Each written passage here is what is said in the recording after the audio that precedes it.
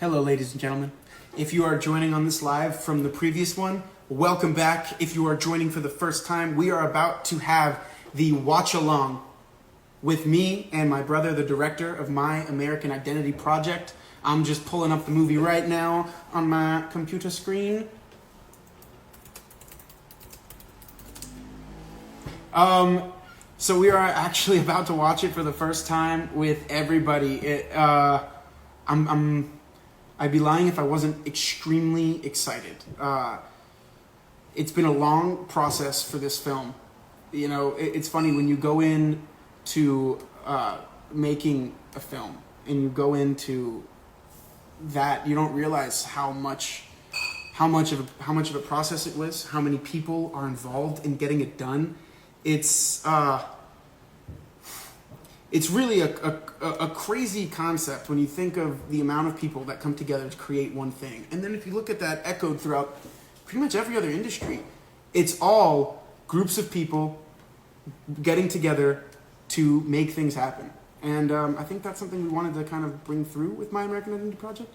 Now, let me find it.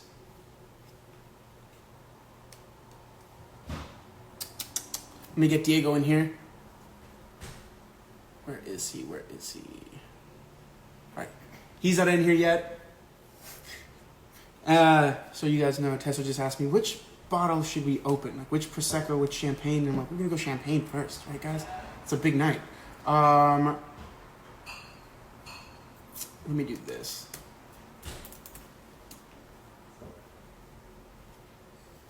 Sorry, I'm literally setting it up as we speak right now.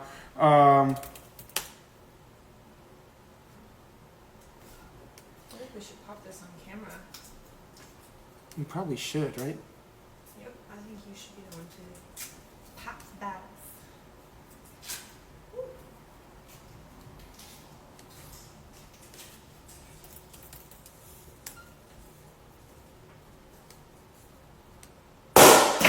Holy. All right, Tessa just popped a bottle. Oh my gosh, is correct. That's never happened to me. Holy Hannah. It's out. Oh my God. All right, guys, we are doing the live watch along with me and Diego here. I am currently getting this ready. You know what? Hey, T, can you grab my phone for me? Yes. It was dead, but now it's not. Okay, let me just do this.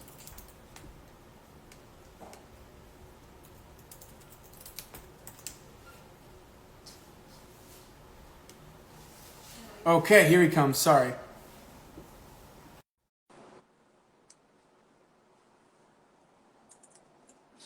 Was it not working? Adding him? Sorry, guys, we had a whole other setup for this.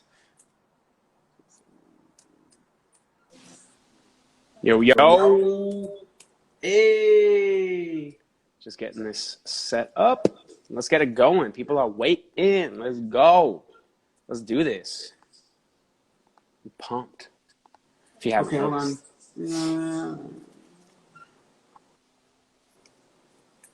All right, ready when you are. I know. Give me 1 sec. It's not. Still got a lot of people here. Still, I know, man. I know. I'm with us. sorry, guys. You're just watching me do random stuff. This is not fun. I'm going to power down the light, get this movie ready. I got my roommates here with me. Guys, is it cool if I flip the camera? Show you guys. You want to wave? Ready? There they are. Hey, hey. Hey. That's a watch. Oh, dude, I'm so excited. Thank you guys for joining for this first watch along. Jacket off. Get nice and comfy. Yeah, get comfy. Get your popcorn. If you're me, get your champagne ready. Or if you're me, and guys, Tessa, if you want to watch the movie, you can go on to the link in my bio or my brother's highlights, and you can rent it there, and you can watch along with us. All That's right, where you're gonna watch it. All right, so are you ready? Get my beer. I'm gonna grab my beer. Wait, is it okay if sound is playing, Diego? I think so, yeah. Okay. Here's what we're going to do. I'm going to plug my headphones I mean, if you in. put your headphones in. Yeah, exactly. Plug your headphones in.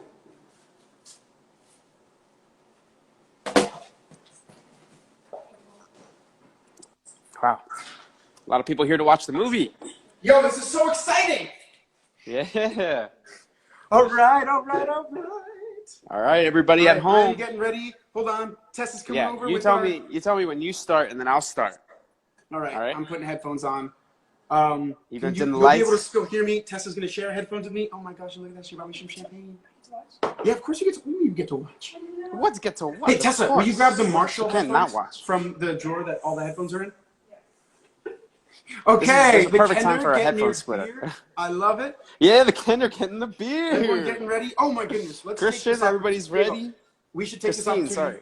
really quickly. I know we keep waiting and waiting. We're sorry for everyone that it's late. We know, but thank you for being here. Thank you so much. We for have to being thank a lot of people really quickly. We have to thank everyone that gave us a place to stay. We have to thank everyone that agreed to speak with us. We have to thank the 3 filmmakers that helped make this process happen. We have to thank the producers that went into this film and every single individual investor.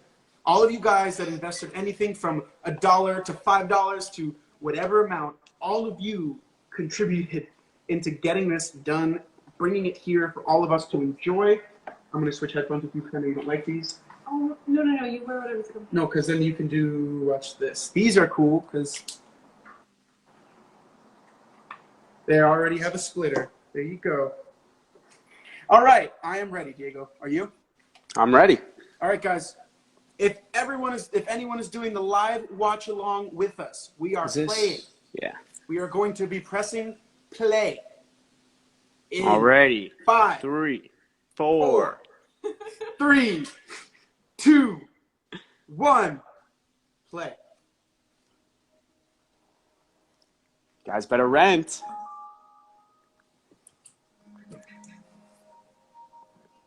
So excited.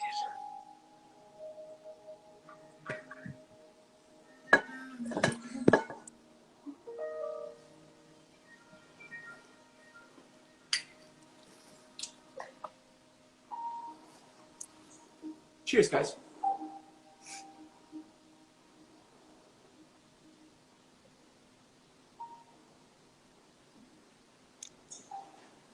What does it mean to be American? Jades. People are commenting on Jades and shit. There was a lot of talk about past America versus the current America. So naturally, I started wondering about the country that I am. What I came to realize is I don't really know too much about being an American outside of my own personal lifestyle. Diego, we can hear it through yours. So, I Yeah, no, I don't know how to set out not. to find what binds me to my fellow citizen. What collective American identity is holding us together?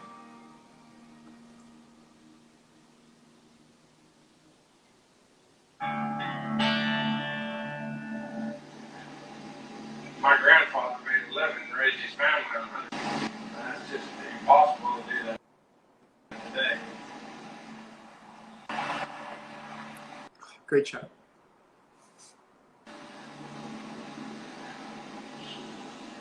I'm John Van Karen, and I farm for a living here at BCO Farms in Sedgwick County, Kansas.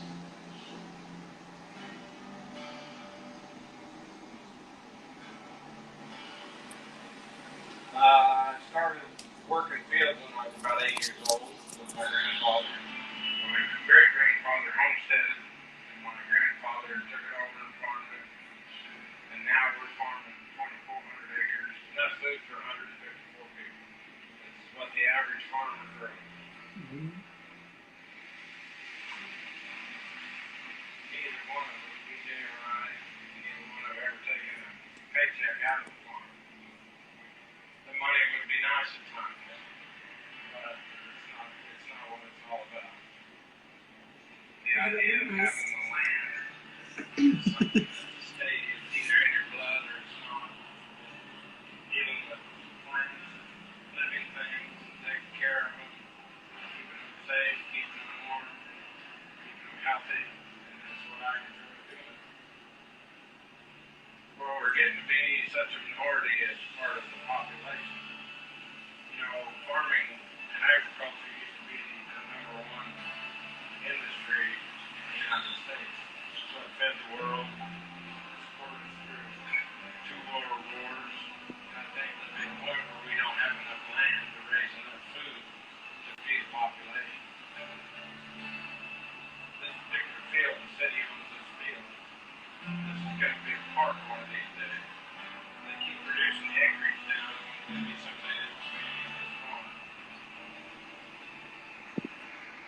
choices this year are, they could be better. I don't think either candidate in the course right now is too worried about agriculture. We're a group of people that you have to have. It's not that you can do without us. And at some point, it may be that our food is grown in the greenhouse, but as it stands right now, and the way we do things, the way we produce grain, I would say we should be considered a very important class of the American people. That's about all I want to say.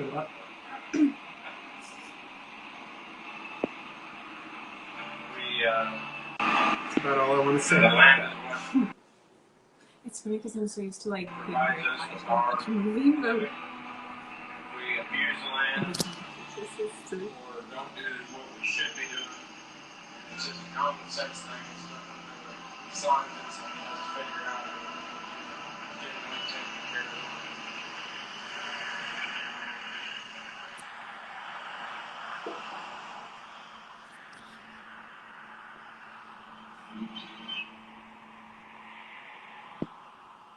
The uranium's like our liver, our kidney, so when you take it out of Mother Earth, how does that impact the cells? It's not just the environmental aspect, it's part of us.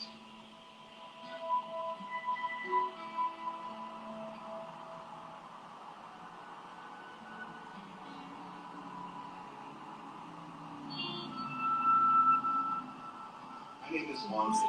I'm New Mexican, originally grew up in southern New Mexico. Now I'm up here in Alberto, New Mexico, doing environmental justice work. I grew up in southern New Mexico in a town called Hobb, and I took a AP environmental science class in high school. When I was learning about the subjects in the book, I realized many of those things were happening in my hometown, right down the street from me, and so that really did spark a light bulb in me and say, hey, I need to learn more about this and try to do something about it, because unfortunately, in certain communities, they have an over-concentration of polluting industry. People shouldn't have to deal with that in the first place, but at the very least, the impact should be spread across the board, and not one community should have to deal with the brunt impacts of resources that everyone benefits from. This billionaire international bank is coming into New Mexico trying to finance this development that's going to take up a lot more water.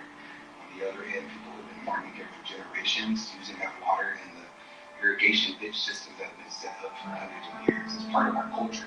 And so it's not just stealing our water, it's killing off of our culture.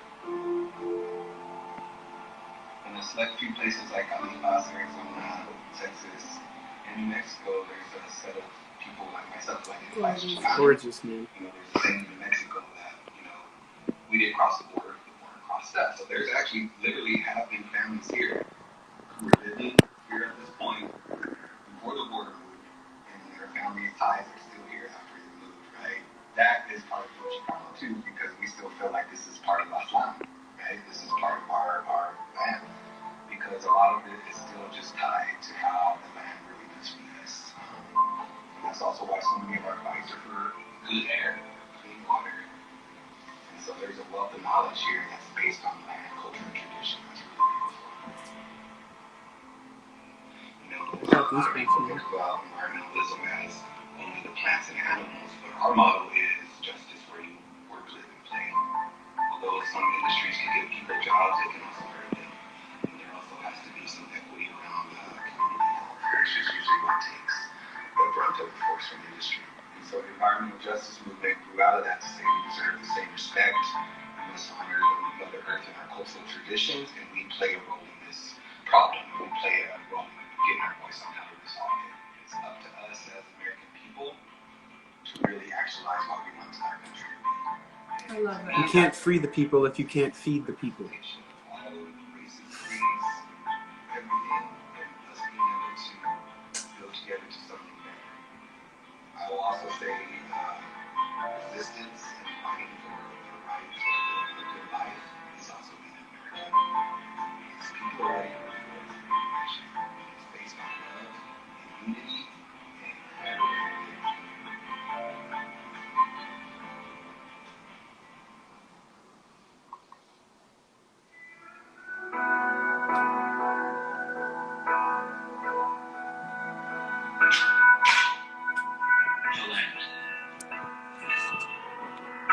connection to it lies in the shelter provided to my parents and grandparents. My father's family fled communism in Cuba, while my mother's escaped rising violence in 1980s Colombia.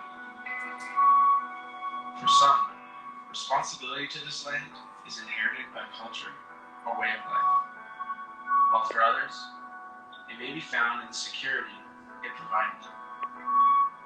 Whatever the path, I think we as Americans have an equally shared connection to the geography of this country, and in consequence, an equally shared responsibility to it.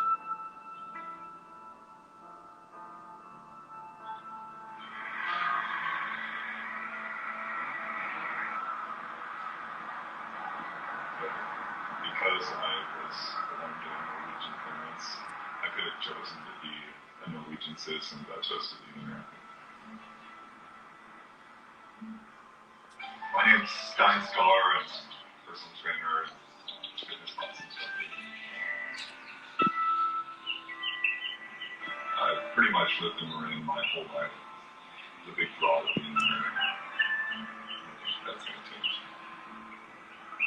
Norwegians are a little bit more connected to nature.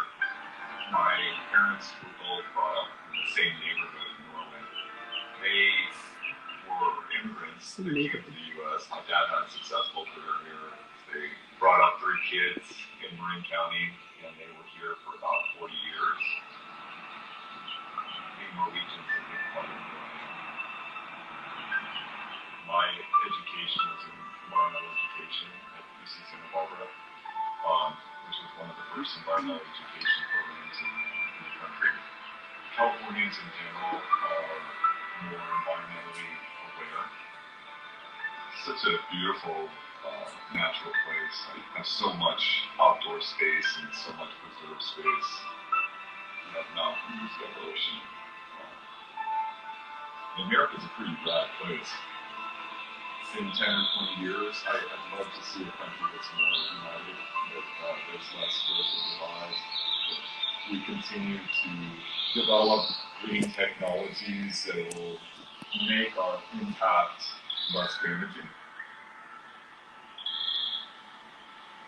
I'm really proud to be an American. Our world would be pretty chaotic if Americans weren't around. Our role in the world in terms of protection and what we're doing in terms of trying to keep world order, I think is really important. You know, that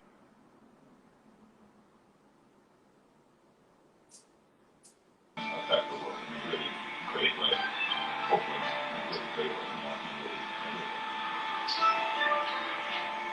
I'm gonna hope for the best, and I'll participate in elections and be a positive person and spread positive messages. I think that we never have to know how far those things are. There's 3 people all wanting basically the same thing as articulated. Yeah.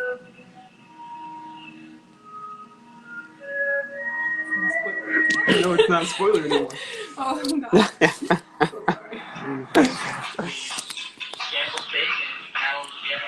David Pion. Here they are. You guys just met these guys. David Zenas. I'm the manager and owner of Bebop Christmas School. Bebop is a fast casual restaurant. I was at NYU. Got roommate Mike Johns. My name is Michael Pine. I started this What restaurant. you say about this intro. I mean, I had it for the first time in New York. I've just never heard him say his name like that before. Every- I realized that So either I've been saying it wrong the whole time I've known him, or DC's a huge that's how you. I don't know. And Sorry, Mike. decided why not here. The other part is just getting people in the door because they don't really know about you. It can be really difficult when you first notice. You're just waiting to build up because you only know for like 5 months. Korean Mexicans is not new. It's been around for actually 5 years. It's like 2009.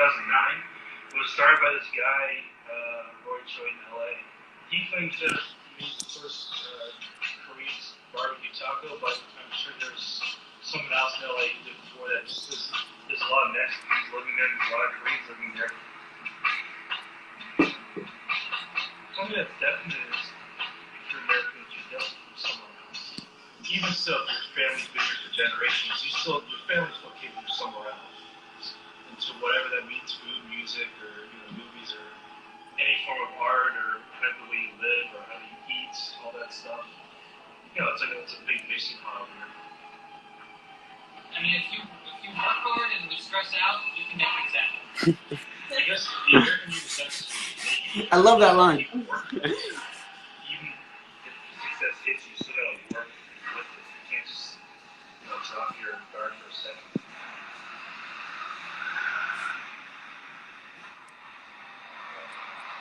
Business ownership is no joke.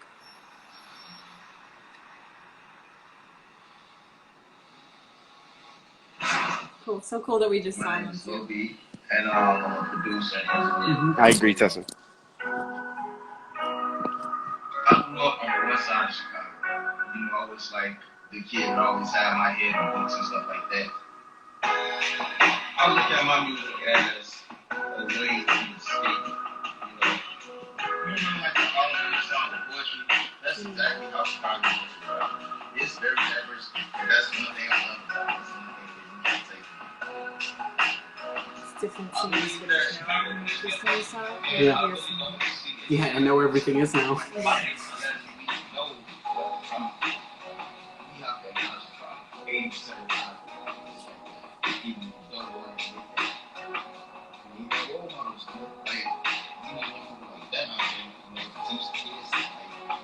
All this posing with guns and killing people. And no father giving them kids life. For the American dream to happen, like people need to really, stick together and help each other out. Because we learn how to just trust each other. I feel like America. My boy Low B. Goosebumps, man. Time. Goosebumps, man. Like, that's what America is, man. That's like the greatest blessing on earth.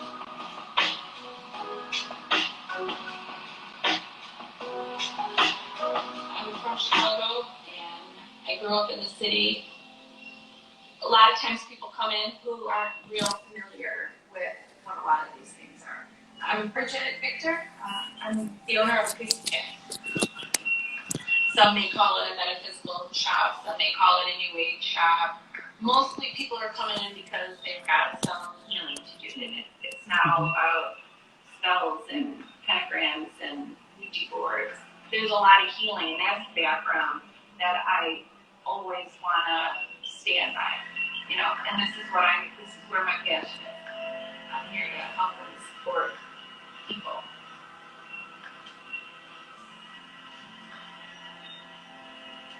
I quit corporate America and bypassed the traditional small business loans, etc., because they weren't open to this type of business.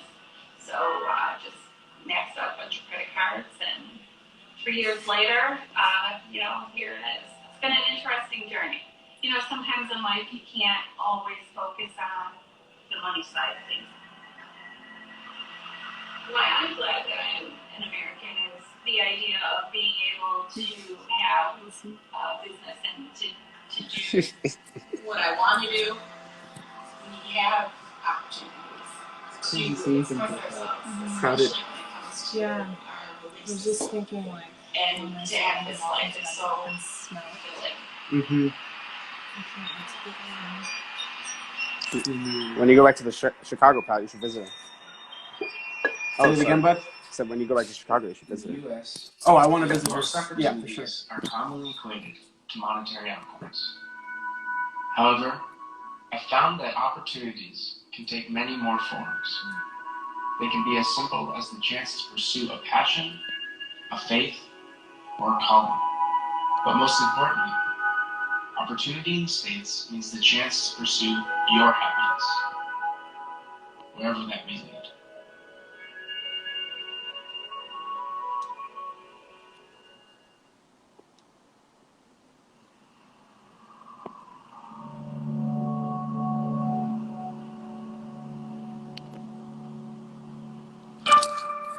100%. People tend to forget their duties, but remember their rights.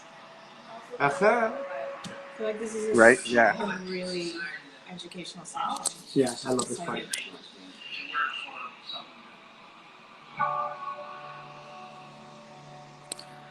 And we've been Yeah, here we've been there. since June. Yeah, you've been It's there. literally right there. No, exactly, yeah. It's awesome. Cool. I started as a volunteer like a lot of folks 31 years ago.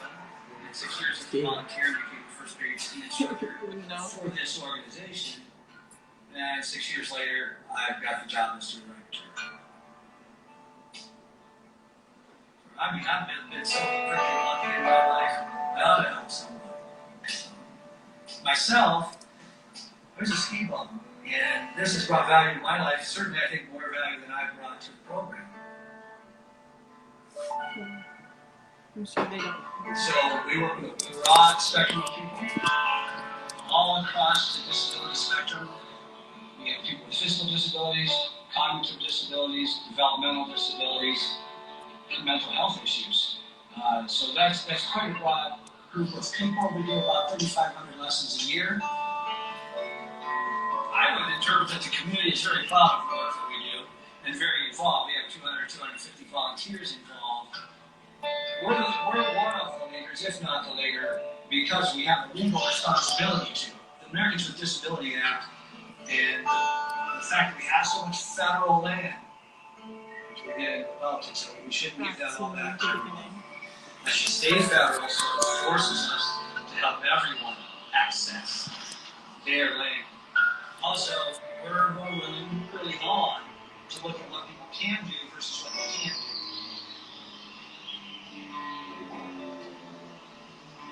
Both my grandfathers worked in a Mennonite publishing house in Scottsdale, Pennsylvania. Haven't always been a pacifist, but I know it's right.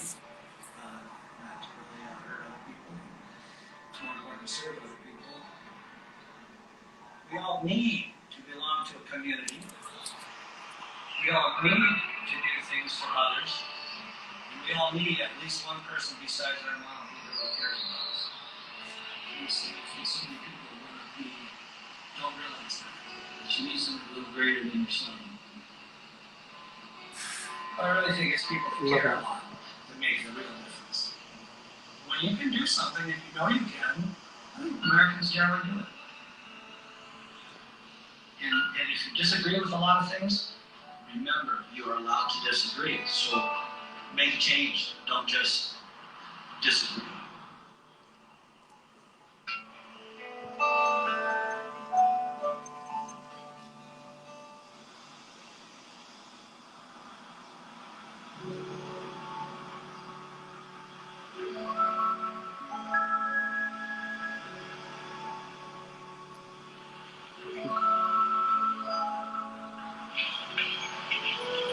At times it can be a little sensory, but apart from that, it's great.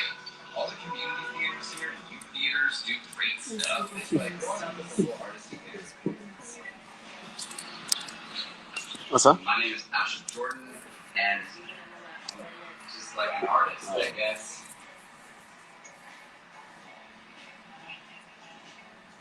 To grow up in this as a Seattleite, it made me realize that I am a privileged American. There's a lot of people, especially my age, that really very much like that. Yeah. You know, like I can't think We of actually did a anything podcast. to say, and not in the right way, because there is a right way. It's called punk rock. It's in grunge. You know, Seattle's doing it for a long time, and it's about voicing your frustration in an open form.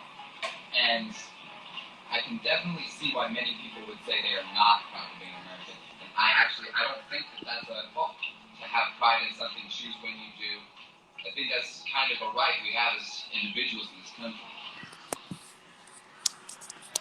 This guy was in my acting class in college, one of my really good friends, and obviously very smart. Are literally unable to do right now. Like, I have a degree from NYU, okay? I've also been homeless twice. To me, that does kind of exemplify that whole, like, any kid can grow up to be president. Because of that, I'm definitely proud to be an American. being an American, being a patriot, like my patriotism really just lies in like people. All of these things, like politics and religion, just ways that people are coming together, right? I'm sure people are going to look back on this chunk of history, and it is going to be nuts. Like, AP U.S. history in 50 years is going to be crazy because of right now. Imagine that. I think we're going to keep ourselves together. You know, we have so far. I think that we as people are going to, like, I think we're going to be okay. Like, I just believe in us.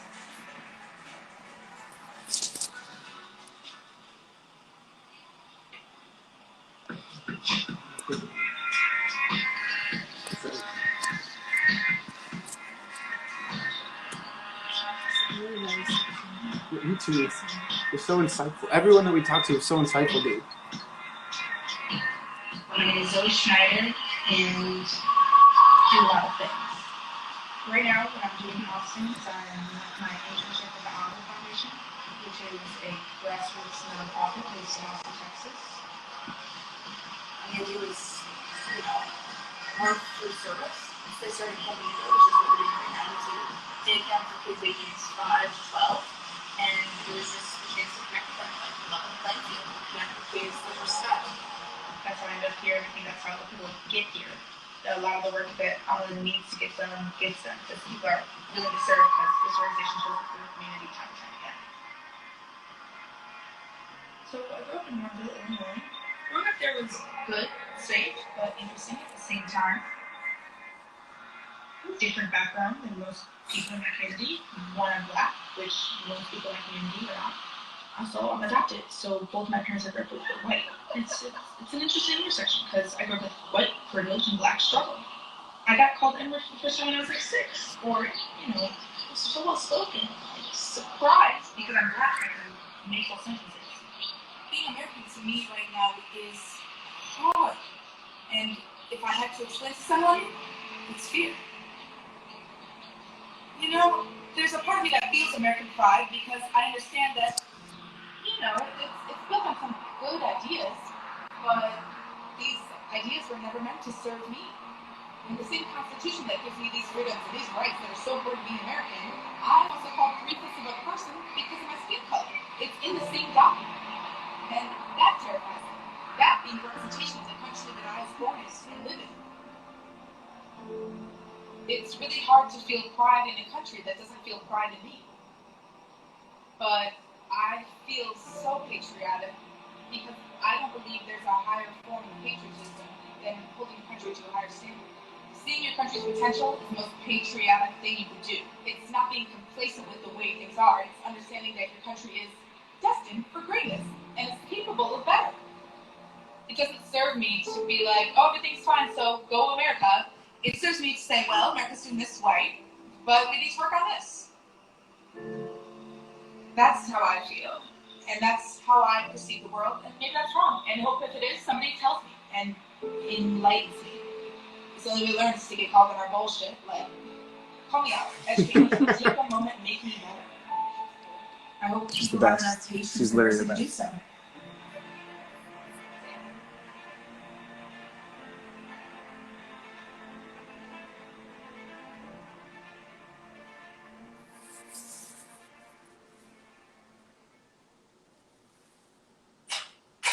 From Austin to Albuquerque and Seattle to Chicago, I sought to find what it means to be American. What I discovered was a hopeful, rebellious spirit that tethers us across state and party lines. By no means is our country completely fair or completely just, but I discover there are concerned Americans who care enough to fight for a better country every day. There's a communal sense of duty to the country, but more importantly, a sense of duty to the opportunities the country affords us. I saw that the power of the nation is sculpted by the collective effort of its citizens, and it relies on them to carry it into the future. I found that my American identity lies in the ability to choose what kind of country I want to live in. And that means that building a better country is on me.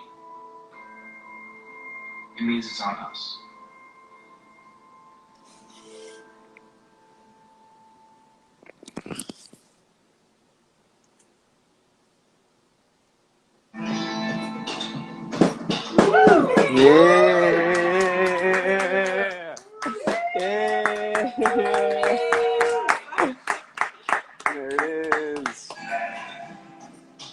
Peter. So good. Yeah. Guys, that's not me peeing there, by the way. In case you were curious.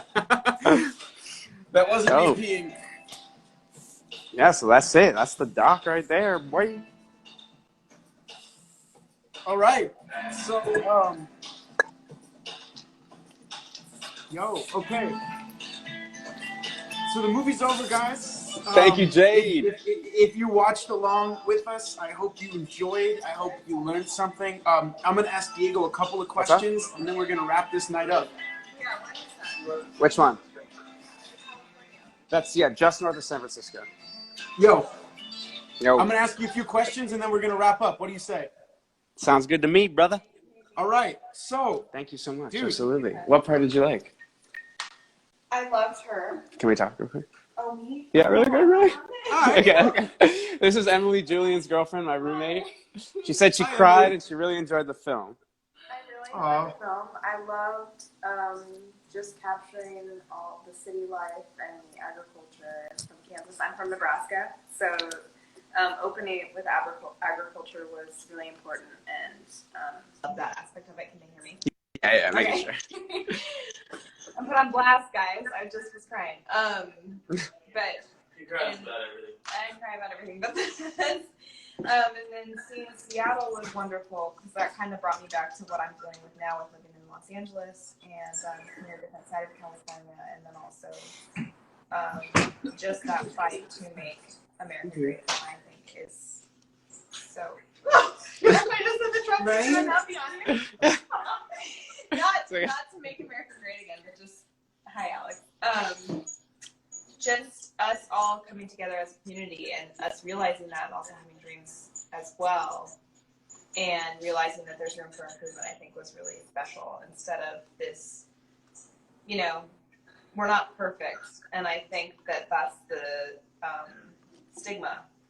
And I think that that's what's really wonderful about the documentary is that it shows that we're all just working together because we believe in it. Yes. Good Yes, job. thank you. Well, that's a lovely. Hell yeah. That's an amazing first response. I have to say. Thank you, Emily. Yeah, that was Emily. She joined me to watch the film. Her and Julie. Diego.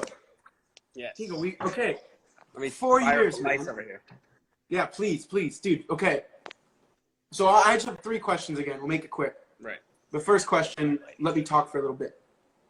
Okay, go for it. It's been 4 years since this idea was incepted into your mind for some reason. Oh. And the entire process of you bringing it to me and our parents, and then all of us doing what we can to work with you so we can be like, let's do this. I believe in this. Then the process of making it that took 79 days, over 11,000 miles in the same vehicle with the same 2 people.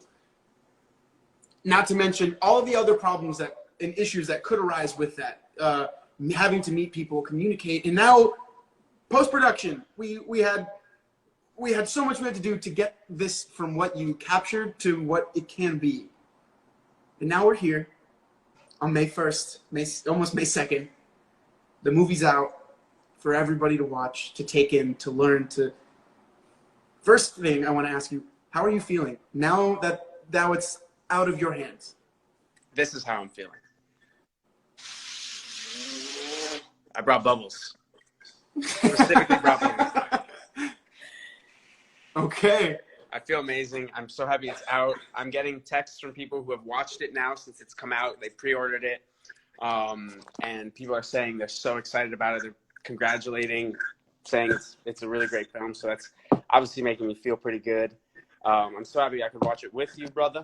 I'm so happy we could watch it with everybody. And I'm so happy we could do this, yeah, I'm just happy it's out. I feel relieved. I feel like a weight is lifted and that it's out there, and now it's up to the people to decide what they feel about it. I know how I feel about it, so now it's to them, Okay. What was the biggest thing you learned throughout this process now? And I want you to answer this. I know you hate when I ask these questions. I want it to be a 2-part question. I want you to tell me what you learned as a filmmaker and what you learned as a human. I learned that... Keep blowing those bubbles, man. You deserve it. You earned it. I learned that, like I said before, I believe that. I learned that every single person, no matter where they're from or where they land on the political spectrum, is that you need to try to understand people on a deeper level, and that you always need to try and look past your initial thoughts on people. So always try to learn them and try to understand them and try to see where they come from. You know, try to bring that multi-sectional approach of what is all bringing them in, what is kind of informing their decisions, I guess is what I would say. So just try to understand people deeply. And is that going to be your same answer for being a human? Yeah, I would say so. I 100%. Cool. I think part of what I learned from the film, doing the film, I think that's where I kind of got those actionable steps. Was like when we started actually building stuff in Brooklyn, when we actually started putting the film together, I think is where I learned about actionable steps. So that's my biggest takeaway from just the film. But as a human, what I learned from the film, yeah, is just, you know, it's so many things inform people's decisions. So many things affect how they live their lives. And you have to try and see that. And you have to try and understand them before you try and judge them or tell them they're wrong or tell them they're not listening or whatever it may be. You have to first listen. You have to first try to understand before you can expect someone to do the same for you. So I love that. And then my last question, I know you have some partying to do. Your first film is out. You've got an after party to go to. Yeah, the carpet was crazy. The carpet was lit. I need you to tell me, someone is walking down the street and they walk by someone that watched My American Identity Project. Why should that person who watched it, why should they share this film? Why should they say, you guys should check it out too? I think because it's important to see these perspectives from other parts of the country. And it's important to see people that I think you can kind of assume where they fall on the political spectrum, and you can kind of assume it from what they talk about in the subject matter. But I think that because you can kind of assume it, you're able to watch these people and see them at, like I keep saying, it goes back to understanding. You're seeing them at so much a different level. You're seeing more layers than you would normally see when people talk about people from that part of the country, or people talk about this kind of person or that kind of person. I think my film is really allowing you to see a lot differently. Calvo, yeah, that's right.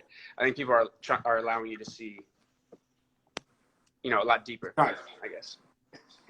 Cool, man. Well, as your older brother, I'm proud of you. As your partner in making this, I'm proud of us. As a friend, I can say you killed it.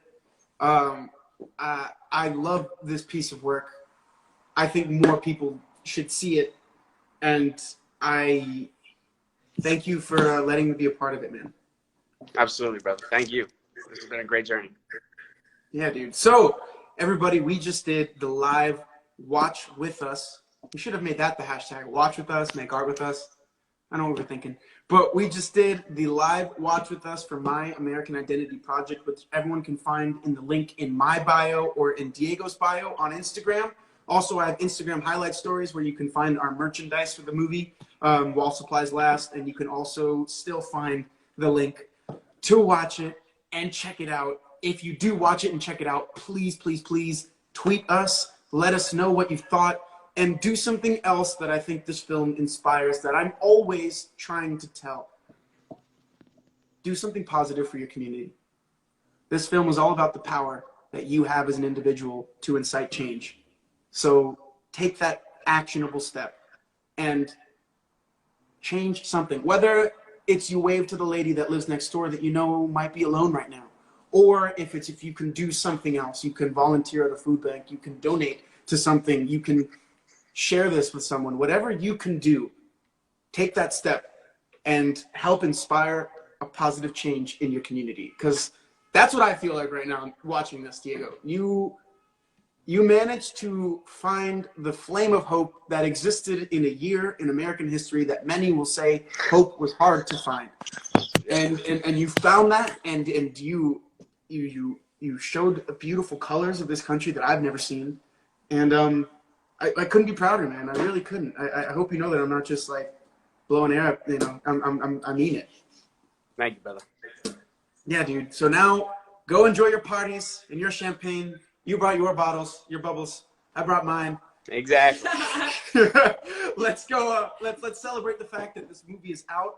Let's once again thank all of the beautiful human beings that came together to make this project a reality. Whether you donated to our Indiegogo, whether you told your parents to donate to our Indiegogo, whether you shared that the film was coming out, whether you decided that day because you saw that you should do something nice, you were nice, whatever you did, that came from this film or that you helped create this film, thank you so much, because we wouldn't have got it done without them.